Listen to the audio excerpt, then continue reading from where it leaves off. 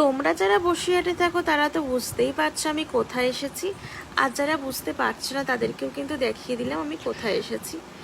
তো আমি, আমার বর আর মেয়ে তিনজনে কিন্তু বসিরহাটের মধ্যে সমস্ত ঠাকুর দেখা কমপ্লিট করে কিন্তু আমরা খাওয়া দাওয়া করতে চলে এসেছি। আর এখানে এসেই কিন্তু আমি আমার সব থেকে পছন্দের খাবারটা, যেটা সোনা হোটেলে আমার খেতে সব থেকে পছন্দ, মানে মানে ভালো লাগে আর কি, সেটাই কিন্তু অর্ডার করেছিলাম। এখানে নিয়েছিলাম কিন্তু বাটার নান আর চিকেন দো পেঁয়াজা। বাটার নান কিন্তু আমি বসিরহাটের অনেক রেস্টুরেন্টে খেয়েছি, কিন্তু অতটাও ভালো লাগেনি যতটা সোনা হোটেলে লাগে। তাই সোনা হোটেলে আসলেই কিন্তু আমি বাটার নানটাই খাওয়ার চেষ্টা করি, কারণ বিরিয়ানি, ফ্রায়েড রাইস এগুলো তো নর্মালি অনেক দোকানই ভালো করে।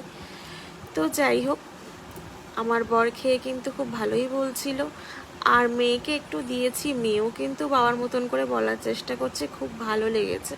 আর আমার তো প্রিয়, প্রথমেই বললাম।